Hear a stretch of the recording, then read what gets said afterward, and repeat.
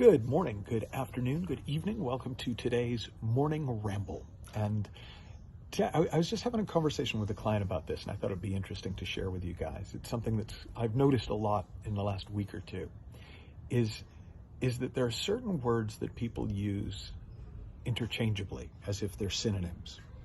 And the words are uncertainty and worrisome, or uncertain and worrying, uncertain and stressful, uncertain and scary.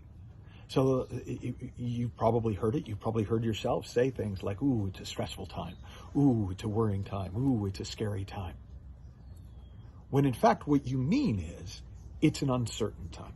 We don't know what's going to happen, which is just true. We don't know what's going to happen. We don't know what's going to happen with the economy right now. We don't know what's happening with the pandemic right now. Right now, there are states across America who are pulling back on the opening that they've done. There are other places in the world and even within the states that are beginning to open up more. And we don't know. But is not knowing the same as stressful? Is not knowing the same as worrying? And it seems to me decisively not. It seems to me obviously not. What stress and worry and scary have in common is their experience is made of thought.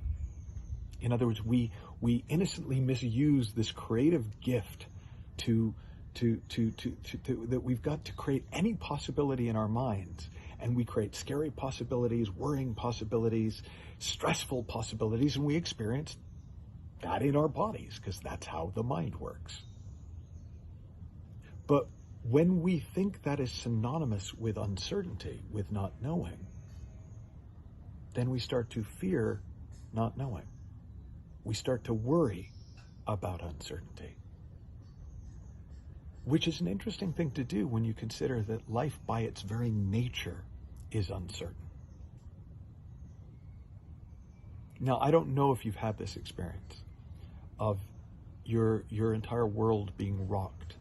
I think the first time I really noticed it was when my dad, gosh, how old was I? I was probably 24, and I got a call in the middle of the night that my dad had been hit by a car and was in hospital. And in fact, while I was on the phone, he died. And that was a time where my entire life changed in a moment. I remember 9/11. A lot of people in our generation, my generation, they all know where they were on 9/11. Like people used to say they knew where they were when JFK was shot in the 1960s. Well, I remember exactly where I was. I remember the conversation. I remember it vividly. It was a moment in time, as was my dad's death, as have been many things since then, as is for many of us the pandemic, as is where we couldn't have predicted it. It caught us completely off guard, and it changed the game of life for us. Well, we're always in that uncertainty. So we have two strategies for coping with it. One, which is probably the main one, is we pretend that actually, but for things like that, everything is certain. And the problem with that one, that kind of head in the sand and pretending I'm in control of the universe, and as long as I do the right things, nothing bad can happen to me or anyone I love, is we can kind of kid ourselves. And there's a certain amount of healthiness to that we're not continually obsessing about everything that's going on around us. But there's a deeper possibility. What if you embrace uncertainty? What if instead of meeting uncertainty with insecurity, and when you blend uncertainty and insecurity, you get worry and you get fear and you get stress. What if we separate them back out and go, yeah, my thinking's going to do what my thinking does. And I recognize we live in an uncertain world.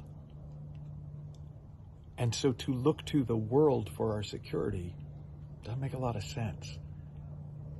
Helen Keller famously said there is no security in nature. So that's not where you want to look for it. Our security, our sense of well-being is something that exists inside us. It's our nature. That is constant. that is unchanging. That is actually expansive.